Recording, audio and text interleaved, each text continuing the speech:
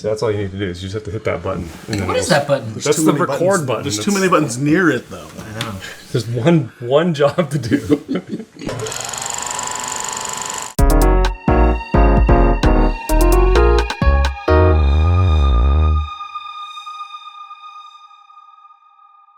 Welcome to Curiosity Public. Dutch.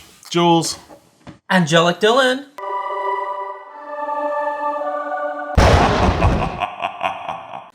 And welcome to a special episode here. Our first ever Q&A. Who's asking the questions? Ever. First we've ever. done one of these Wait, before. who is asking questions? Our members and our patrons. Nice. I put the question out to... We have people watching this? We do. I put this Care? I put this question out to Patreon and to our members on YouTube, and I said, hey, look, we're going to film a Q&A episode, ask us questions, and we're going to do our best to answer them because we're really bad at answering questions. So I'm just going to go through, we're going to start with some of the Patreon questions, and we're going to move on to some of the YouTube questions, and we're just going to answer. So, Nice. up first, Kevin Bush asks a bunch of questions. I'm going to pick a few of them here. The first one, size of each of your personal collections. Jules? That's easy. 10. Liar. Liar, there's more than that. Okay, most recently, it's like 12. Okay. Well, I think you probably have closer to 20. No. No, Really? believe me, yeah. It's basically just like 2 bottles, 5 columns. I think I've given you at least 5 bottles over the past 3 years. Yeah, true. And that's where half of my collection Okay, fair comes enough. from. Dylan, The other half You doing some from mental this math? Yeah, I'm trying to calculate. I have no idea, honestly. I have no idea. I'm trying to go through all my closets and boxes. Yeah, I don't know. See, that's the thing. I'm able to keep mine all in one pantry shelf. Yeah. That's how I know. It's like, it's not that many. Maybe at most 20. But even then. I honestly have no idea. Yeah. I can't do this mental exercise with taking Only because, like, your bar shelf is bar like shelf 20 alone, I think. Like, on one level. the bar shelf, and then I've got like multiple levels. 2 or 3 other cabinets that are stocked. Yeah. I mean, So I guess we should have prepared for this. Yeah, we should have prepared, but I'm somewhere Okay. counted. a couple hundred at least. Probably more. So He's doing an estimate. rough estimate, probably 500. Yeah. 500. That's think mine very conservative. Yours, I think you're upwards of, you got to be at least 400. 300 or 400 maybe. Yeah. And that's excluding Excluding the anything stuff that's on the here. set. I know, because the thing is, we Yeah, probably yeah, have nothing like, here. we probably Personal have like homes. 500 bottles on the set. No, we have We have more. This is downstairs probably too, man. 500 here and then downstairs. 500. Yeah, we probably have at least 1,000 here. Yeah. No way, really? I have my mental about- math is bad. Anyway, it's a lot. It's a lot. And 500. after we do an inventory, we'll let you know the exact number, but it's a lot. Well, but so Jules, you've seen my boxes. I know, And but you I just helped don't me know. move the boxes. Here's the problem. You're a hoarder. We need to get you on that TV It's show. not like there's an exact number per box, because you just throw in. Oh, right. So I can't even give Yeah. you a good judge. Okay. But let's just say I've seen like 20 boxes in your garage alone. So we got some other questions from him. I'm going to skip one of them because we're going to do a whole episode on one of his questions, so I'll skip that one. But the next one is your personal favorite bottle of all time. I hate this question. That we own, or we just tasted? I think of our own because let's that go we with what actually we've paid owned. for. Yeah. let's say of our own. We'll do our own and then what we've tried. That we still have, or what we had before. How about 2 questions? Your favorite bottle that you own right now that you still have, and then your favorite pour, regardless of where you had it. So your old bottle or something you had out. Oh, that's hard. Yeah, this is really hard. You guys go first. But I can say, I think a memorable pour outside was like that Hirsch I was going to say that in Hirsch. Vegas. Yeah. The other memorable pour for me that probably stands alone is the Green Label Shinako, the old Green Label Shinako. Wow. They had one bottle of it at Diego back in the day, and Wow. Cesar poured me one of the last pours out of that, and that was just epic.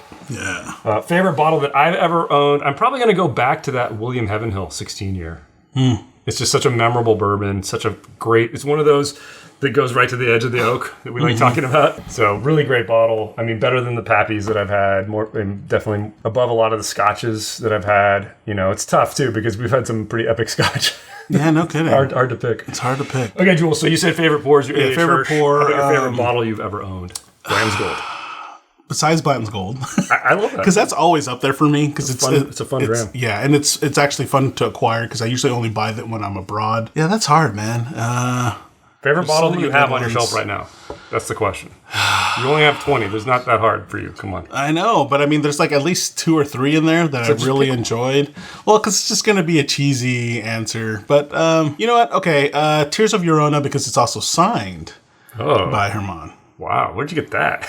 At Old Town. Oh, really? Oh, yeah. Damn. Oh, you went there when he was there? No. So it was one of those, I had missed them by 5 minutes. Oh, man. And they still had 2 bottles signed. Oh, I see. Ended up, they were only going to sell me one, so I picked up that one. Dylan, favorite pour you've ever had? Okay, so I think the pour is either the Hirsch 16, but you already said that. I was able to do a tasting of the Stitzelweller Pappy Van Winkle. That was close line. on my list because I think I had the 15 Stitzelweller, and that was pretty. Yeah, it was 19. I think it was the 1989 bottling, and this was, I didn't pay for it, but they were gracious enough to allow me to try it, and that's really memorable. The bottle that I know You own. I own it. Yeah, you still have it. And I wanted to keep it a secret. You can keep it a secret. You can pick something else and come back to this, But it is truly like the one-of-a-kind bottle, and it is a bourbon, and it came from a building that no longer exists. Hint, hint. And it's older than 20... Oh, I know what you're talking about. Okay, so yeah, I own I own a 24-year-old bourbon from the Pre-fire? Yeah, Pre-burning. the fire. Pre-burning. No, the fire, post-fire barrel Reclaimed. that was reclaimed. Oh, got it. Yeah. That's pretty epic. So that's probably the most unique Yeah, but is it your favorite drink? Yeah, favorite. Have you even opened flavor. Yes. Your favorite one to drink, which, yes. Yeah, it's the Jim Beam White. No. Okay, Ben.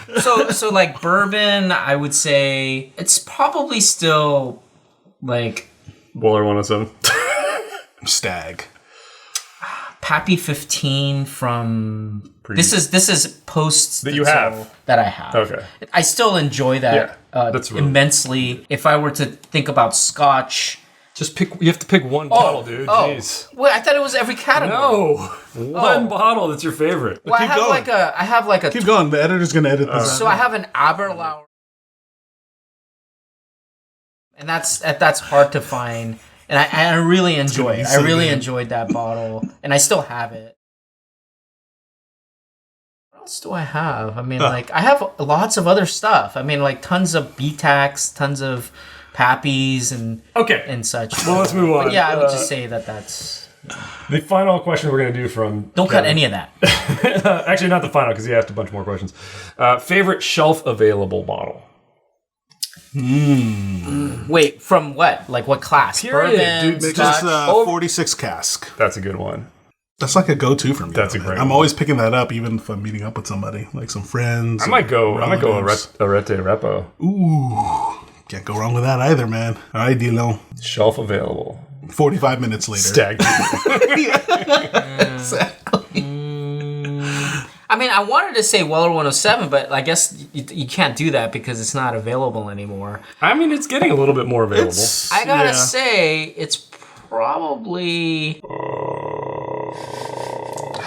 45 minutes later. Is it a wild turkey, ironically? Or... Rare breed? That's a good choice. I mean, Rare Breed is always there, and it's a solid product. And it's usually not marked up. No. And every now and then you find it still in the box, so you'll have a nice Yeah, presentation. like none of the weeders that are on the market that's readily available, to me, like, it's not great. And, I mean... Okay, well, I'll pick for now Wild Turkey, Rare Breed. Yeah. This is going to be a good episode, because basically, dude, it's every, 30 minutes later. Right. Well, he did not disclose these questions prior for me to think this is... That's the point. Yeah, so... I haven't even read them yet. So, okay, another one from Kevin. Has Dylan ever received a refund or apology from Five Guys? For listeners of our podcast. Okay. Seriously. So, Five Guys, I'm calling you out. you still owe me 2 milkshakes, and DoorDash is trash because they still hold $293 of my money, saying that I defrauded them, and they defrauded me. The liquor store thought it was suspicious that I was ordering this. DoorDash is trash. All right. You have to update your DoorDash profile, dude. You can't be under 18. He's got a few other questions here, but I'm going to skip to this one, which is another fun one. How long have you all been drinking and exploring spirits? Yeah, I can answer that. So I did not engage in underage drinking like some of these people. Right on the day, 21 years old, back in 1945, I turned 21, and I had first bottle was a Clos du Bois wine. I think it was a Cabernet Sauvignon, and but since then, actually within that year, I switched to Highland Park. That was my go-to, and then subsequently, like maybe 2 years after that, started the bourbon journey with Maker's Mark. So there it is. I think we did share that. Like, I had the similar experience in that Maker's Mark was my first entry into bourbon. Yeah. So, but how long is the question? Right. So that was what? At least 25 years at least. Yeah. So. Yes. How are you? But I mean, prior to that, I did do some underage drinking. But you weren't really exploring. But I wasn't exploring spirits. Like deep dive stuff. Oh, you were doing like the beers and beer, stuff? wine. Well, in fact, actually, it was my family who first introduced me. Like, they gave me a glass of wine. But let's see. How long have you been exploring spirits? Right. Spirits. Well, I said like about 25 years. Again, my first one, I do remember, was Maker's Mark. And it was actually with my first job. So got offered to...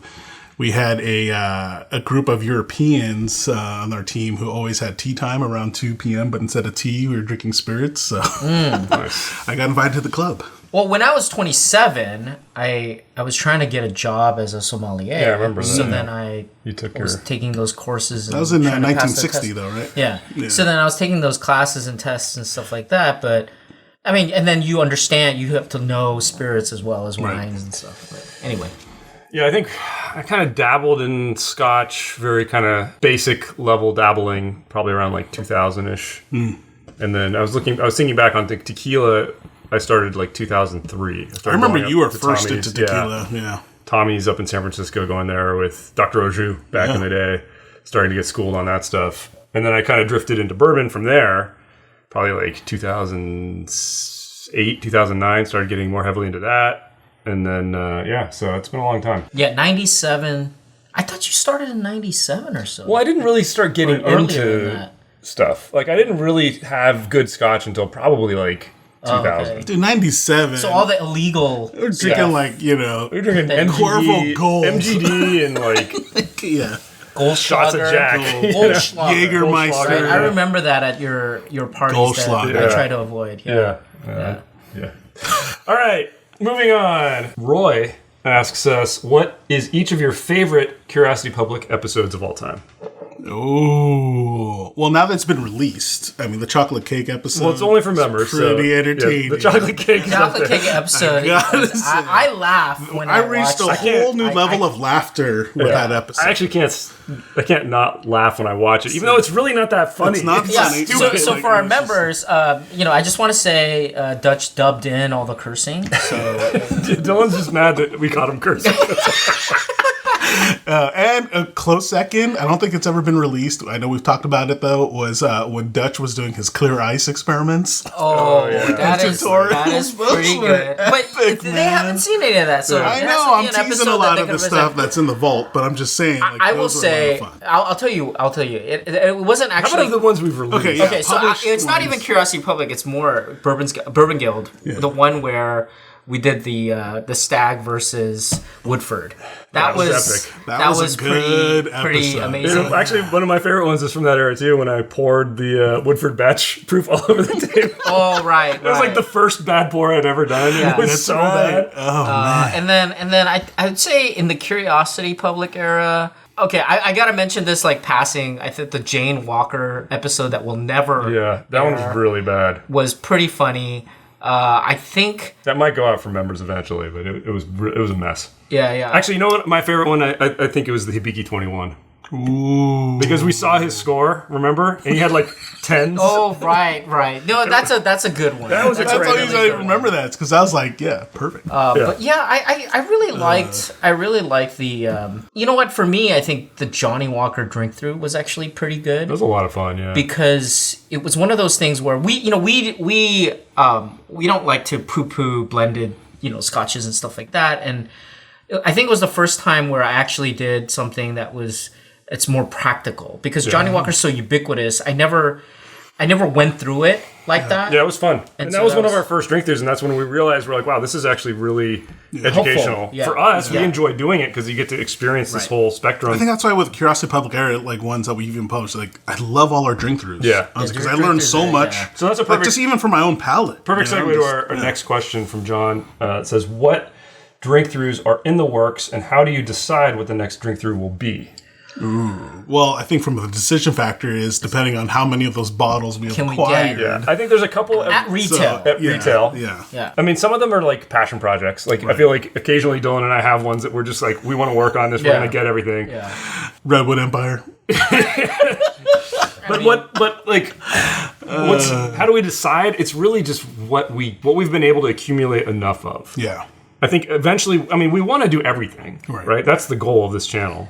But we have no time scale for that. It's Well, that because a lot of times too, I mean, depending on the lineup, like one bottle's like really hard to find that we actually do need in the lineup, or else, so it wouldn't be this a is true okay. academic and we exercise. become more completionist about it. I think. Yeah. Right. Okay. So the drink throughs, the reason why it's really important to me is because I want to understand and sympathize with the personality of the production. Right. So like it's not about Blue Run. Yeah, it's not about the individual, right?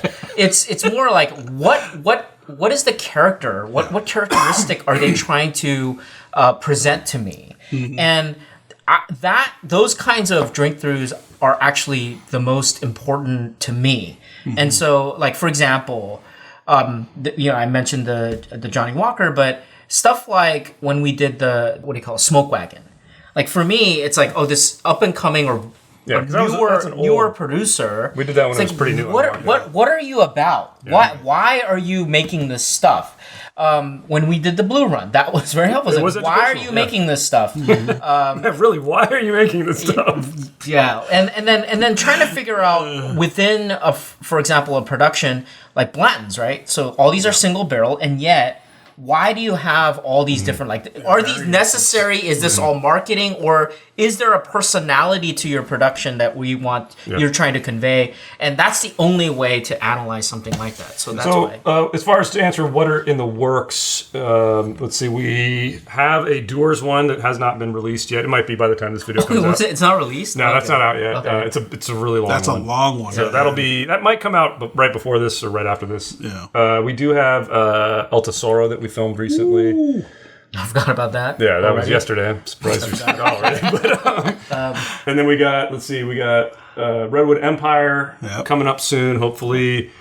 I mean, we have like things like the Glenfiddicks are really tricky because Yeah, it's and just Glenmorangie. the We want to do Glenmorangie. definitely Glenmorangie, but then like that's really That's tricky. in the works. We have a lot of bottles Like, of it, and it's you just a know- matter of like when do we draw the line and be like, okay, we're done. usual stuff like the Wellers, the we wanna- Pappies, I mean we have all of those in the works, but it's just we need to Acquire the make sure bottles. that we are complete. And we do everything. We buy everything on the open market. We don't Right. pay secondary for stuff. We refuse to do And, so. So you know. and no one gives us And we these don't things take for free. free. We don't so, take free bottles. So I mean, we to do it right. takes a It takes time. I wish we could snap our fingers and make them happen sooner. Well, the thing is, like, our members are supporting us to, uphold that kind of integrity, I guess. And that's what we use it And for. so that's why That's we integrity. appreciate their help, so that we don't have to go around. You have to bleep this. We're not gonna Selling out now. No, Let's we're get not those gonna- bottles in today. No, we're not ourselves out. Is that like Whole Foods? Yeah, like foods. Like, we're not gonna whore ourselves out just to make a buck here. Like, to be honest, again, I always say, every second I stand here, I lose money. And I don't know when that's going to change to a positive. God. All right, so let's move on. Hattori Hanzo had a bunch of good questions. He asked a lot of questions. We're not going to answer all of them. First one is, did Dutch provide the synth for Terrifier 2 soundtrack? No, I didn't. I wish I did. I know. The next question is, why does Dutch like Obi-Wan on Disney, but hate Guardians of the Galaxy? He seems to have good taste otherwise. Taste? I don't know about that. Let's clarify something here. Dutch is a DC fanboy, not Marvel. That's mostly why. He doesn't like whimsy. He likes devils and death. Okay, He doesn't like continuity. He likes broken storylines. Broken storylines. No, it's I true. will say the gold standard is the Dark Knight trilogy. Oh, okay? I love that. That's what a superhero movie should be. Everything should be that way. I'm sorry. I don't want jokes. I want serious. No, like for example, Jules and I have, I think, similar like appreciation for even the bad stuff, right? Oh, I love bad movies. So too, one man. thing that here's an argument that's been going on for I think about 30 years, all right? Which is basically we want Dutch to watch Independence Day. I've seen it. I know with Bill Pullman, and he's sitting there and going like, "This is the worst thing ever." I almost walked out of the theater. I hate everything because when Will Smith jumps up and it's like the first thing you do when you see an alien is, I'm gonna punch him in the face. I was like, this is. And then let me just land a helicopter. What are you gonna do? Let me land a helicopter. Oh, there's my wife. I happen to land. Bourbon. Yeah. What are you gonna do? Bake a cake? Woodford. Let's see where your palate's at. No. So those are the things that we argue about. Yeah, and we literally have been having this argument for 30 years. For 30 years. It's been 30 years of argument. Keep it going. Oh, God. All right, next question. This is a good one. I like this one. Which bottle on the leaderboard do you second guess or question being there? Ooh. So there is one on there. Well, there's something on there that I don't know. Maybe not. Let's not tease it yet. But just looking at it, since it's out of focus over there, I know which one I question. Yeah, I do too. You want me to say it? Say it at the same time. Ready? 1, 2, 3. Glenmorangie 18. Okay. Yeah, Glenmorangie 18. We gave that an 87. That feels a little high. I don't know. I went back to it. Even the Hennessy XO might be a little high. No, I think the XO's okay. We gave it an 86. That's 86. Come on, that's pretty good. That's what I'm saying. That's high. No. I mean, like, I think.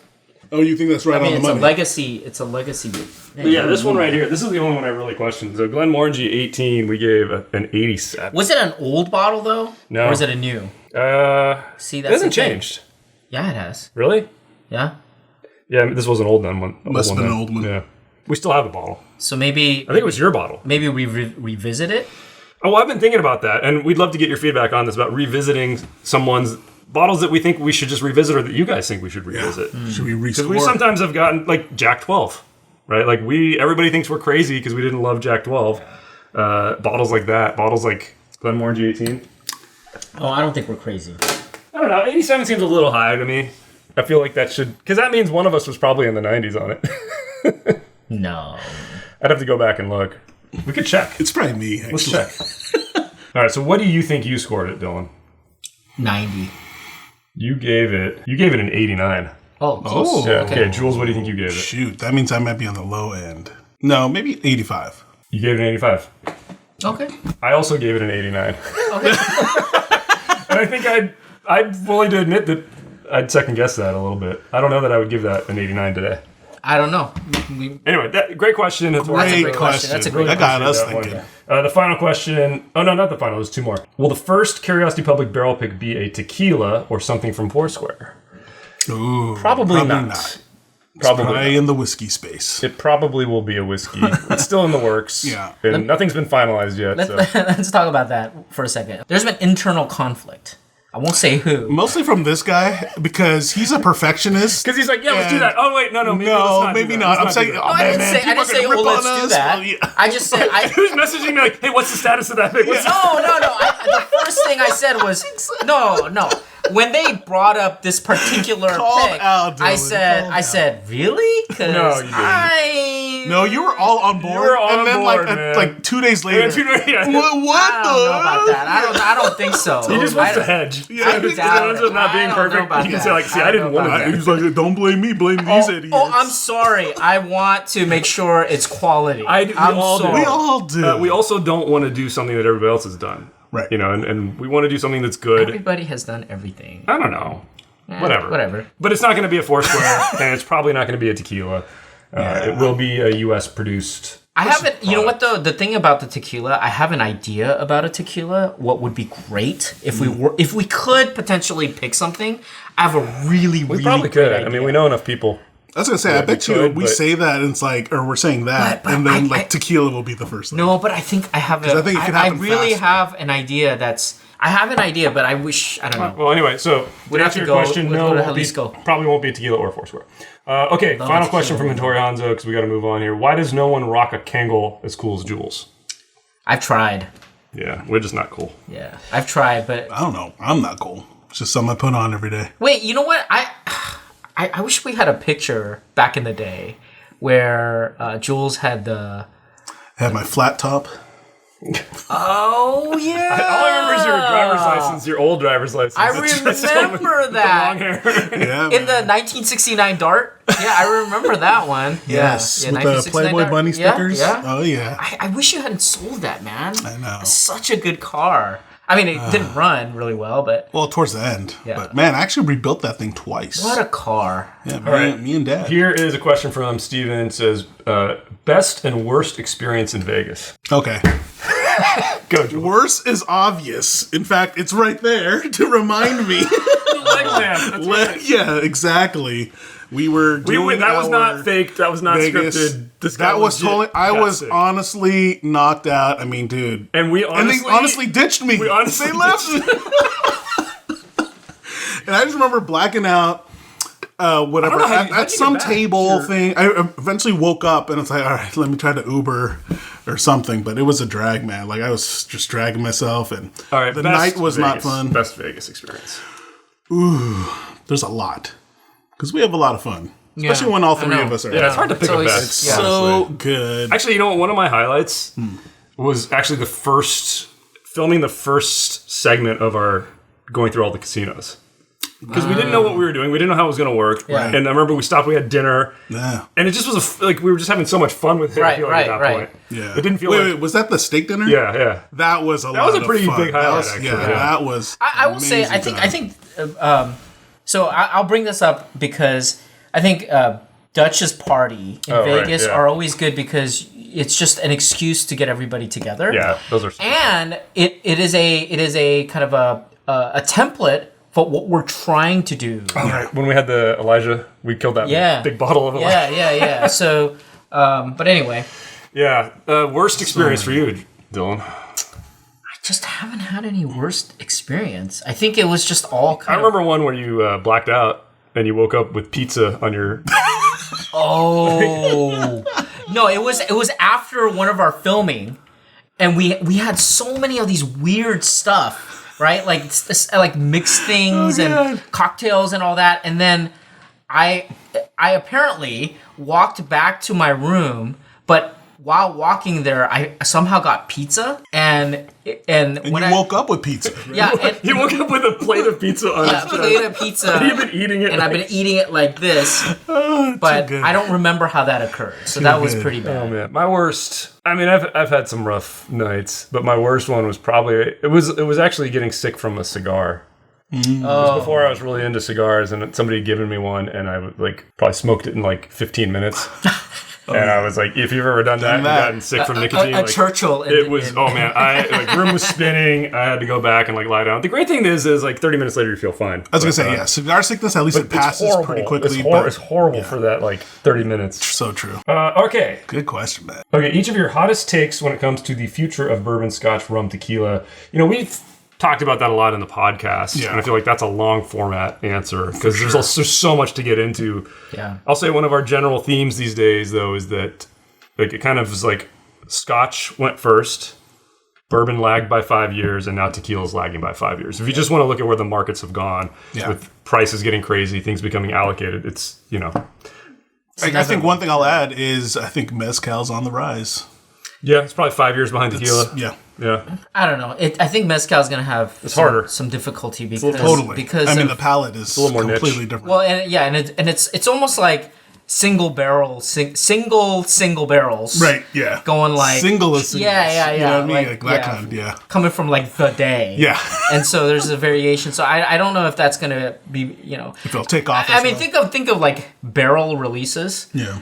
On the up to the 10th power, that's true. just kind So of true. like that kind of situation. I just feel like I'm hearing so much more about it. Like, in circles and It's still pretty niche, I feel like.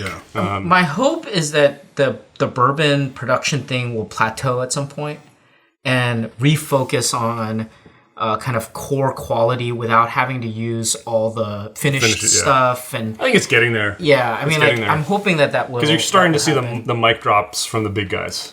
And if they can produce those at scale, it's going to wipe everybody and out. regularly, not just the special. And I think you're going to see releases. consolidation. They're either going to get bought up or they're going to just have to close. Yeah. Because they can't keep up. Yeah. A couple of them, the best ones will survive and probably go on to become their own legacies. Yeah. Okay, cool. Great questions. Let's keep moving here. We got a bunch to get through. Joel asks, what's everyone's favorite mixed drinks? Assuming Dylan still prefers straight spirits neat. Following that up, do you believe better spirits make better drinks, or is it a waste? Better spirits make better mixed drinks? No, it's a waste. I think it actually does. I think it enhances it. Of course it's just it that does. It just drives but it's me a crazy, waste. I know it is a It may waste. be a waste. You kind of need to get It to will enhance it. Absolutely. Get to a mid-tier, Yeah. maybe. You So- don't need to, But It's like I might as well just have it neat. Wait, but just recently, I mean, I think it really depends on the spirit and what you're going for. So just recently, I was experimenting with highballs because my guests wanted highballs, right? And I tried I didn't actually have Toki initially, so then I used Hibiki, Harmony, and I used a Yamazaki Yamazaki 12 year to mix, right? And I know it's kind of crazy, but that's all I had, and that's all I had on hand, and I made it, and I gotta say, it wasn't that much better? Yeah, the Yamazaki was great. The Hibiki didn't come out very well. And I used the same ratios and same everything. And then I eventually bought a Toki, and the Toki worked out better. I mean, it's designed for that, too. Yeah. But yeah, I think it really depends. I've made I think when they ask like what's my cocktail of choice, I think my cocktail is essentially my preferred cocktail would be you have a whiskey and then adding soda water. That's it. Yeah, highball is great. like Ranch that. water for tequila, I like that. I don't mind an old fashioned every once in a while. They tend to be too sweet for me, so I like to make them myself. I've moved away from I don't- any of that stuff. Yeah, I don't 'cause much either. It gives me a headache, Yeah, I'm the same way. and I end up with a pizza on my. Yeah, I mean, occasionally, like if I go somewhere nice and they're known for their cocktails, I'll have like one, and then I'll switch to. I whiskey do or it tequila. because if they say this is what we're known for, this is why people travel thousands of miles to come here. Fine. Now, if there's anything with a piece of fruit or that's brightly colored, you can be sure that Jules is going to be ordering it. Here's the best part too. I usually just manage to pick those randomly. It actually happened. There's no last week. pictures on the menu. Yeah, exactly. No pictures on the menu. It's just I'm reading the description. The one highlighted colored cocktail that lands on the table is usually mine. Yep. So. All right, so Joel, it also has a question about cigars, which unfortunately YouTube doesn't like us to talk too much about cigars, so we're going to have to skip that for another time. Also asks about episodes or bottles we'd want to revisit. I think we kind of covered that. Mm-hmm. I appreciate it when you have guests on the show. Any plans for more of that in the future? Yes. As a fan of the Bourbon Guild, I was really happy to see Ben on your Jim Beam drink through and hope he's doing well and that you're all still in good standing. Yeah, we were just talking about him earlier, But he's outside the country. Yeah, that rumor that started like years ago ended up like Being dead on, balls accurate. Yeah, he is happening, but it wasn't true at the time. No, he is not in this hemisphere. No. Not right now, but that's just temporary. But no, he's around. We still hang out with him occasionally. Yeah. Other guys. I mean, we've had Dr. Oju on a couple That's times. great. We want more Dr. Oju. He's a wealth of tequila information, so we love having him on. Yeah. If other people come our way that we want to include, Or who are willing to come on. Jeff and Jules Jubilee might come back. Yeah. Okay, guys, let's move on to some of the questions that we got on YouTube from our members on YouTube. First question from Corey says, which of you three is the most likely to hold up the shoot on filming day, or survive the shoot, I guess, to make it through the day? Definitely not me. Not me either. Not me. This guy. You think I make it through the best? Yeah. Oh, wait, don't no. know. Make it through the best? I make it through the best. Yeah, you probably do. Yeah. You're the most Make it consistent. through the best? Yeah. Like, you don't get the most messed up. Yeah, I by don't. the end I of the never. Because he doesn't drink. I mean, we've seen it. It's caught on tape. Sure. He takes... No, I'm tasting it. Not like you're doing shot. I mean, like every single time. Everybody. Okay, so here's another question, another part of the question. What is each of your favorite and least favorite country for whiskey? So let's say like Canada, Japan, Scotland, U.S. That's tough, man. For It is whiskey. tough. Maybe Canada? Canada's pretty hard for me to find. Mostly because I was in Vancouver. That's your favorite I've country had- for whiskey? Oh, I thought it's like the worst country. Favorite. Oh, favorite. Oh, favorite country for a whiskey. For whiskey. Produced there? Oh, favorite and least favorite. So Oh, yeah. So least favorite. Yeah, I was going to say, so least favorite anyway. Canada. Well, not the whole country. I mean, because mostly on the Vancouver side, it's really dry, at least the time I was out there. Toronto, different story. Toronto, plenty of whiskey. Well, I mean, are we talking about whiskey that comes from that country? Yeah, I don't know. Are we? I thought because I'm just immediately assuming what I can find when I'm traveling. When there. you're traveling. That's a good question, too. Yeah. So let's assume that's the question. Okay. I mean, the U.S. is really good. Obviously. It's more like what But what's state? outside of U.S. though? Yeah.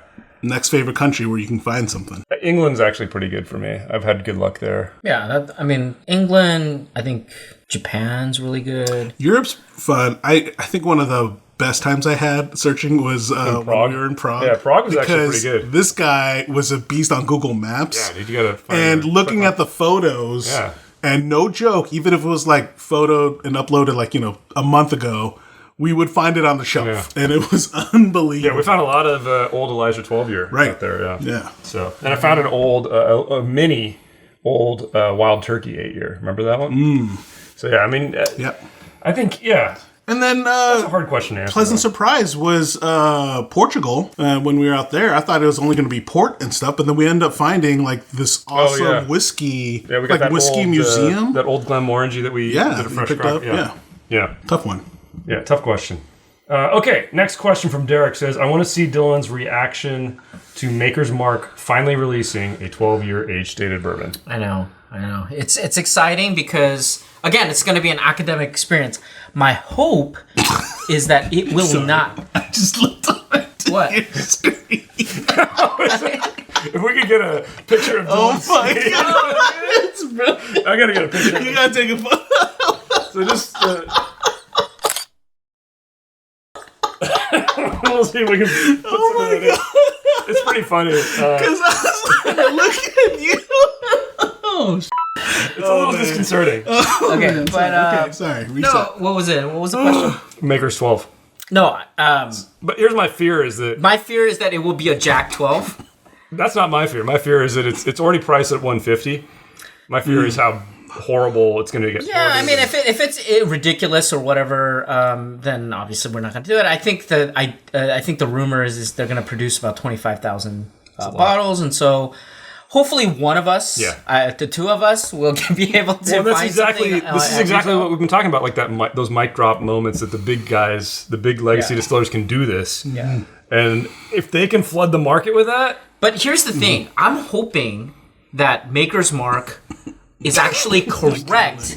No, Maker's Mark is correct because they have been arguing for decades that higher age is actually not what they want, right? Because at the distillery, what? you gotta get that off your screen. Right? Close it or something. Oh my god. Okay, so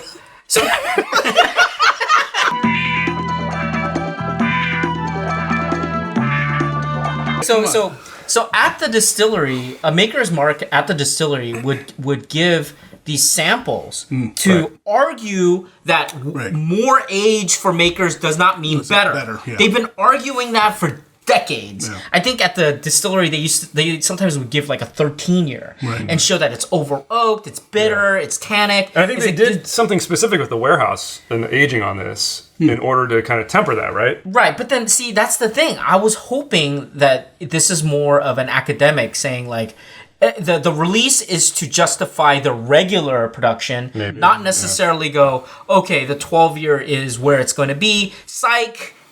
we actually were producing kind of, underage, well, not underage, low age production.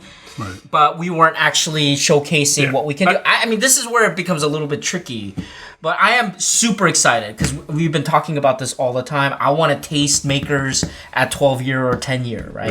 Yeah. I mean, you were calling them out years ago. Yeah, years ago. So, although hopefully they read.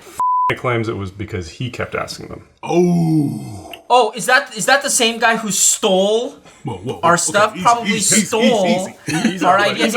Easy. Stop stealing. Although the thing is, he actually knows them, and they don't give a crap about us. You don't know that. Because remember that one guy, like in Las Vegas, some random pit boss came by. That's right, but he knew Jules. He knew most. Okay, next question. Right there. Question from Sean says, I think you guys mentioned in the past in one of your videos, but do most of your filming of the drink throughs and drink reviews happen in one day? I'm assuming something like one day a month or every few months, right? We tend to do maybe like every other month. We get together for usually 2 days, and we film maybe like 5, 6 episodes a day. As many as we can. As many as we can. I mean, back in the where we're not day, like just stupid. I think in the guild days it was worse because we would do like 10. It was something. Really because it was also a lot harder to get 4 people's schedules together. So we would film a lot more back then, and those were rough, man. Yeah. Those were rough. Yeah, that was hard. This we've kind of got it down a little bit. It's like maybe every other month. And then we actually have a stable filming location. Yeah, which makes it a little easier. Because before we were remote, and we're building this. You would build the set every time. Yeah. It was green screen, but it still took time. It took time. Took another day. Yeah. I'm gonna cut that. Dang. All right. Raymond says, number 1 question is, what was your favorite FOMO bottle or pour? So the thing that we bought because we didn't want to miss out on it, that we actually liked. That you liked? Yeah. I don't know. Every FOMO bottle so far has been a letdown. I'm trying to think if there's been one. And the only reason I got it was because we have this show. And the most recent ones are the Jack 12, the Russell's 13. I guess it depends on what you consider a FOMO bottle. Like limited release, I would say, right? Like a limited release. So like Weller... Remus... the Gatsby. Gatsby was but that wasn't our favorite. I'm saying, what's your favorite? Oh, favorite FOMO bottle that you actually got? Oh wait, what is your FOMO bottle pour? I don't know. What does that FOMO mean? Bottle pour. So what is something you had to have tried? No, that you needed to try. Because fear of missing out. I feel like that's everything, man. Like, what have we not? Because we're trying to do this, so like we always fear of missing out on everything that comes out. Like we're trying to get everything. Like we want to try it. Yeah. I guess I'm assuming we're just talking bourbon, right? Anything. Why? I don't know. Why? Well, I mean, if we go into the scotches, that's a whole new ballgame. Yeah, Macallan edition 1. Yeah, edition 2. There are tons of stuff that we miss out because either it's released and then it But goes did you on pay the for a pour of it? Yeah, like a Macallan 30 or something. Right. I mean, it was amazing. So you go a Scotch probably be your FOMO pour. I think for us it was that Hirsch. Yeah. Does that even count as FOMO because it's not even made anymore? I don't know. Right. That's a tough question. I mean, and I think more than anything else, we're failing to answer. I think we've all kind of gotten to that point where we're kind of over the FOMO. If we don't get it now, there's still so many bottles to review. If we miss it, somebody else is going to review it. And I honestly take great pride in that's okay though. Finding something that's just off the shelf. Yeah. It's like, but look, let's say you missed out, right? What utility does that have? Because no one else can buy it anyway. Exactly. So then it doesn't help that many people. Why do we review the hard to find stuff? And we do it because sometimes there's really amazing experiences. More academic. And it becomes very academic. But at the end of the day, it's like, it still annoys me. There's like 3,000 of these bottles. Yeah. They're expensive. They're marked up everywhere. Like, there's so few people that are going to buy them. Yeah. Like, why continue the hype by reviewing it? Yeah. We do it sometimes, in part because we want that experience. And we want to understand, okay, are these things really worth the price and the hype? I was going to say, and usually when we acquire them, it's because we're getting them at a reasonable price and not crazy secondary. So I'll say, when I don't get a bottle, and then what has happened so far in the last 25 years or whatever that I've been doing this, so the bottles that get away, eventually I will catch up to it as a glass or as a pour somewhere. And every single time, that FOMO goes away because you realize.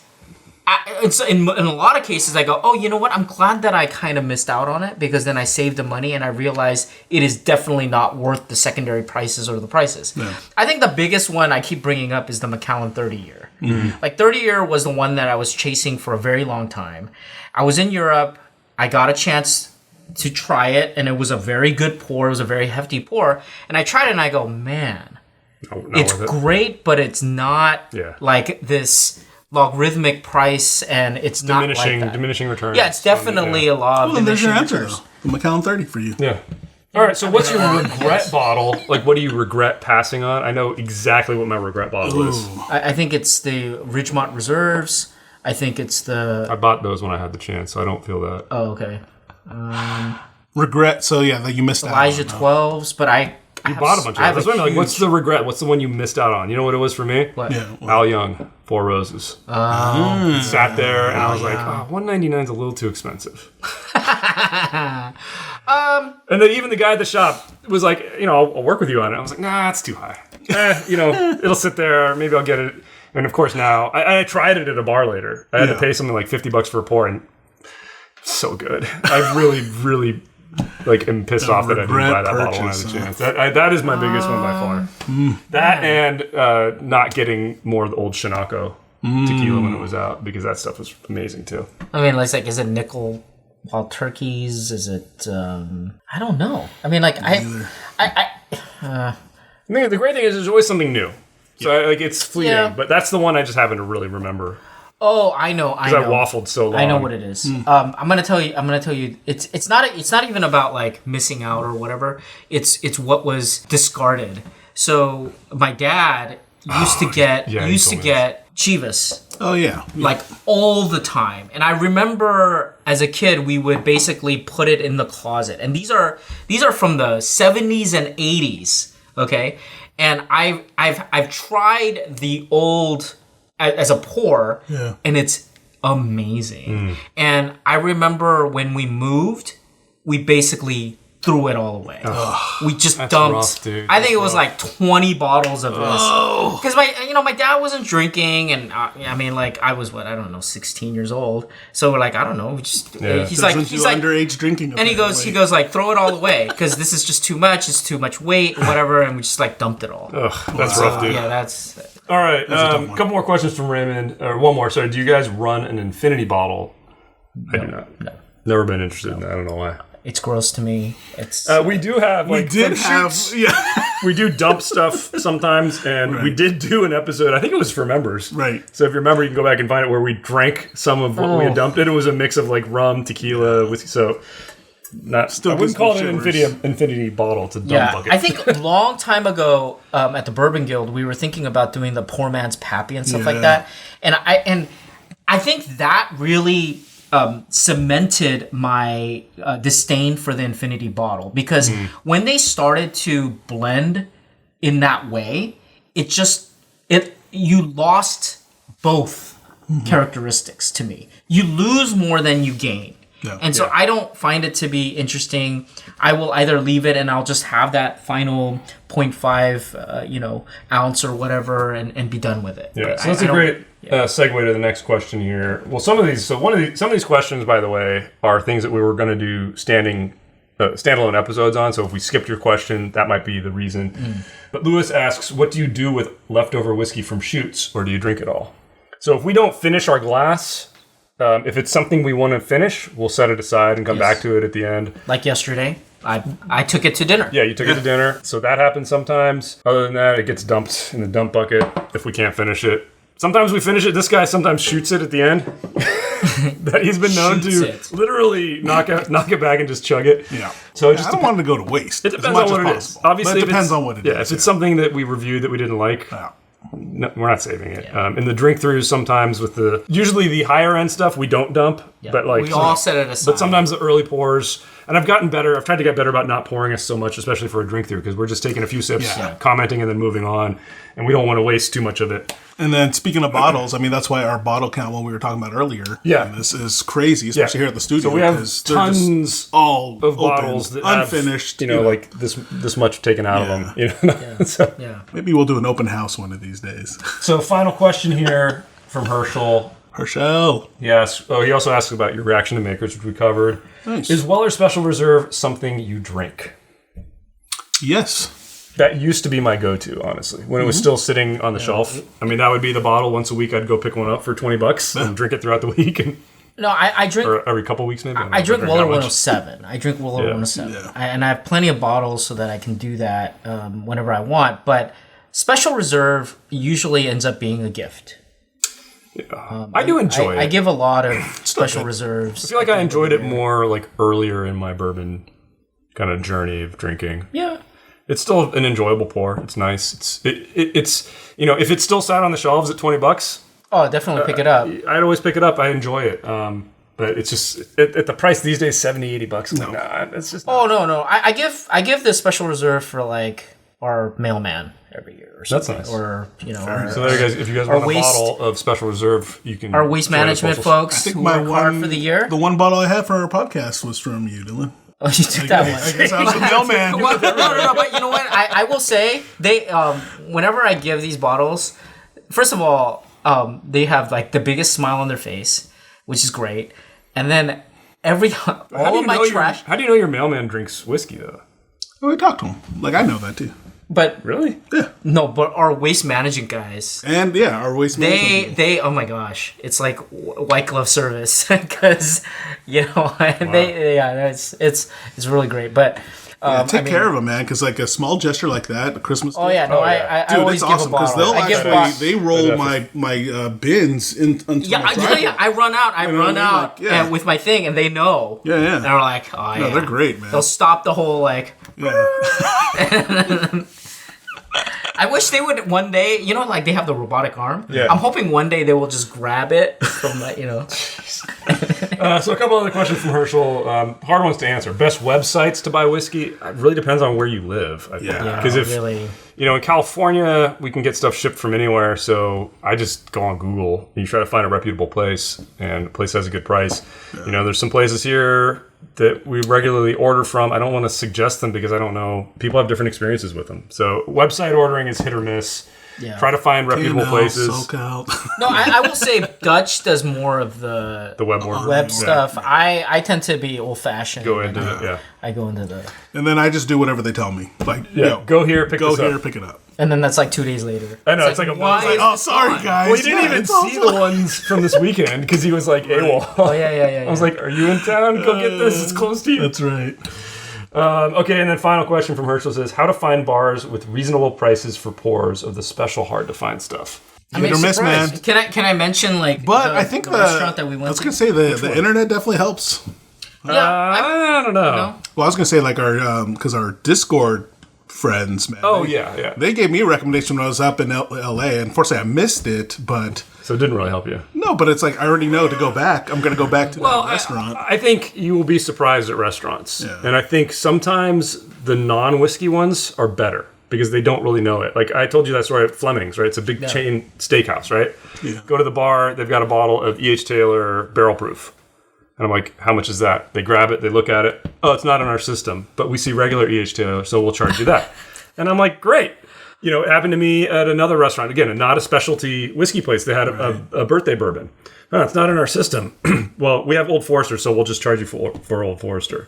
Macallan 43 year. That happened to me got a Macallan 43 year for a birthday bourbon one as well. Yeah. So I think honestly, it's like get away from the whiskey specialty places, and you can find the killer deals. That's actually a really good. That's actually a really good thing. Yeah. Like you do. I think I saw. H. Taylor at a TGI Friday. Yeah. And they were like, it was like $9. And they don't know what it is a lot of the time. Yeah, that's the thing. They don't know. So that's the other thing too, is don't rely on the whiskey menus. Go to the bar and look, ask the bartender. I recently was at another place the night that you were drinking your George T. Stag. I was in another restaurant and I saw a Stag Junior. Yeah. Hey, how much is that? Oh, it's $20 a pour. All right. Wow. I'll try it for that. Let me see so speaking of that, so I randomly go into a bar in LA and it's a Japanese whiskey bar. But then I was able to get, George T. Stagg for $30 a pour.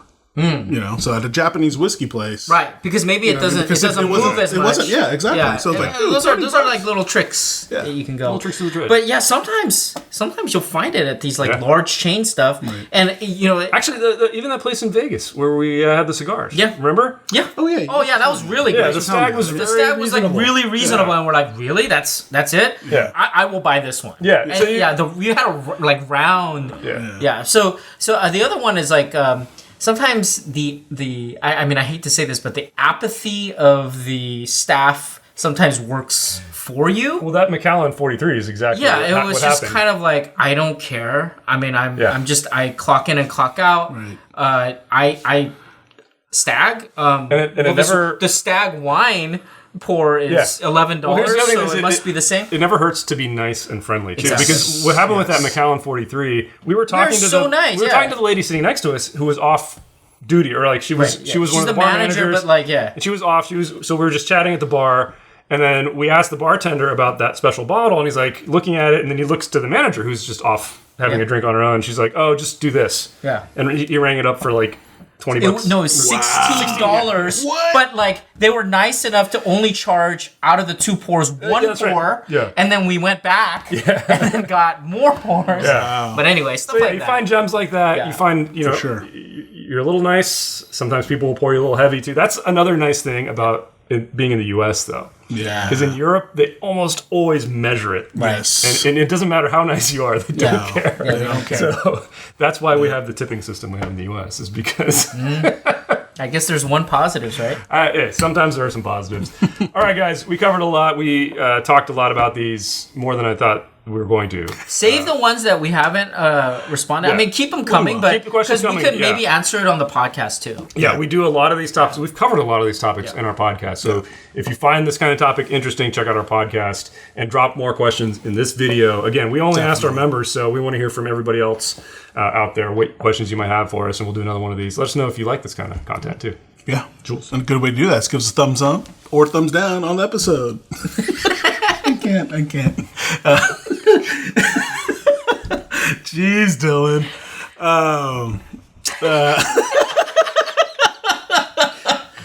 Wow. T-shirts, if you want to help us out, links will be in the description. Again, Patreon and... Wow. Curiosity Private, membership programs. Check those out. Podcasts. Dutch mentioned that already. As always, stay safe, stay healthy. Stay curious. Let's get out of here.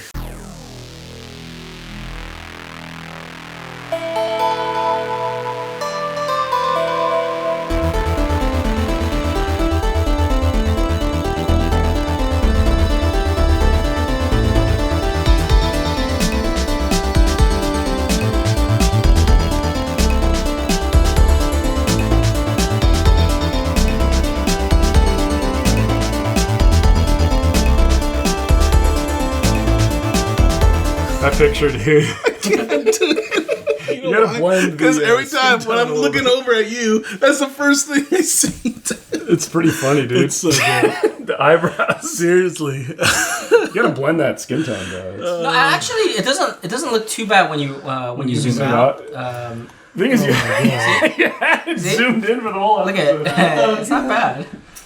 Not bad. Too funny, man.